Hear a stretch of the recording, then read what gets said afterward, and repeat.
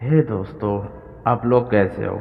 आज हम सुनने जा रहे ऐसे एक डरावना कहानी है जो आप लोग सुनोगे तो आपके रोंगटे ना बिल्कुल खड़ा हो जाएगा। चलो फ्रेंड, देर ना करके कहानी को सुनते हैं।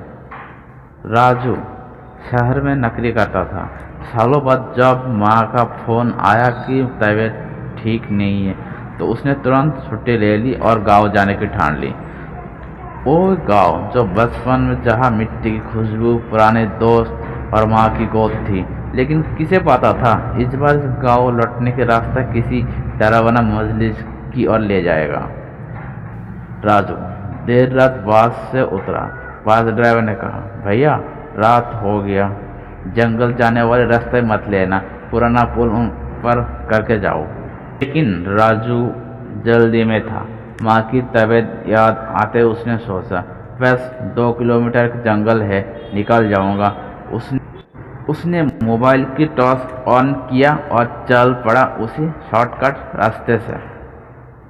पेड़ की टहनियाँ जैसे हवा में रह रहकर फुसफुसा रहे थे। कभी उल्लू की आवाज़, कभी झिंगुर की आवाज़ और बीच बीच में पत्ते की सरसराहट। राजू ने देखा सड़क पर टूटी बैलगाड़ी के पहिया पड़े थे। जैसे जैसे वो आगे बढ़ते गया नेटवर्क गायब होते गया। मोबाइल पर लिखा था नो सिग्नल। राजू बुदबुदाया, बस थोड़ा और, बस थोड़ा और। लेकिन तभी पीछे से कदम की आहट सुनाई दी, धीरे धीरे, टप टप टप। वो रोका, आवाज़ भी रुक गया। वो चला तो फिर आवाज़ फिर से आने लग गई। राजू ने पीछे मोड़कर देखा, एक बूढ़ी औरत सफ़ेद साड़ी में खड़ी थी, चेहरा परछाई में छुपा था। राजू ने कहा, अम्मा आप यहाँ क्या कर रहे हो। औरत बोली, बेटा इस रास्ते में मत जाओ, यह रास्ता किसी को मंजिल तक नहीं पहुँचाती है। राजू ने सोचा कोई पागल औरत होगा। वो आगे बढ़ गया, लेकिन कुछ कदम बाद मुड़ के देखा, वही औरत वही खड़ी नहीं थी, उसका पीछे पीछे आ रहे थे। टॉर्च की रोशनी में अब डर राजू का चेहरा पर साफ दिख रहा था। उसने टॉर्च की एंगल पलटा और देखा औरतों की चाल अब इंसान जैसी नहीं थी। वो जमीन से कुछ ऊंचाई पर तैर रहा था। राजू का होठ कांपा। उसने टॉर्च गिरा दी। अंधेरा में सिर्फ एक होठों की आवाज़ गुजरी, तू शहर शहर से आया ना, हमारे बच्चे को क्यों ले गया।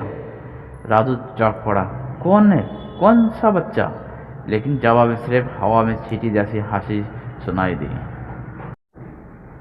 राजू भागा पेड़ों के बीच से, झाड़ियों को फाड़ते हुए, जब तक कि उसका सांस फूल ना गया।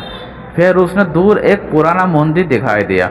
वो मंदिर जो बचपन में हमेशा बंद रहता था। वो अंदर घुस गया और दरवाजा बंद कर लिया। दीवार पर पुराना मंत्र लिखा था और कोने पे दीपक जल रहा था। उसने देखा दीपक की लौ हिल रहा, जैसे कोई सांस ले रहा है।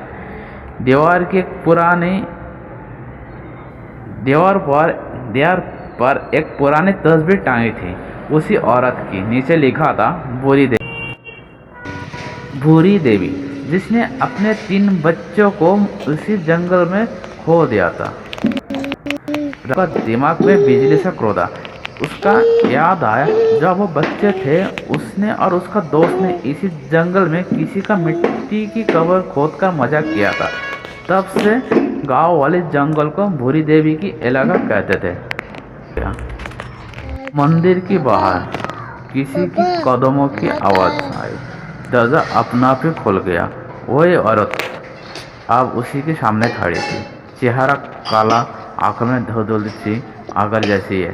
तूने मेरी बच्चे को चैन नहीं लेने दिया, अब तू कभी चैन नहीं ले पाएगा। राजू पीछे हटा। हटते दीपक बुझ गया। पूरा मंदिर अंधेरा डूब गया। सुबह गांव वाले मंदिर पहुंचा। दरवाजा खुला हुआ था। दीवार पर राख के निशान थे और जमीन पर राजू की मोबाइल पड़ा था। उसमें उसमें आखिरी रिकॉर्ड थे, माँ मैं आ रहा हूँ, बस जंगल पार कर रहा हूँ माँ। फिर एक धीमी आवाज़, अब तू यही रहेगा। गांव वाले कहते थे गांव वाले कह गांव वाले कहते हैं रात में अगर कोई उसी जंगल में गुजरता है तो राजू की आवाज़ सुनाई देती है, माँ मैं रास्ता भूल गया। और कभी कभार सफ़ेद साड़ी वाले भूरी देवी पेड़ों के बीच में से मुस्कुराते हुए दिखाई देती है।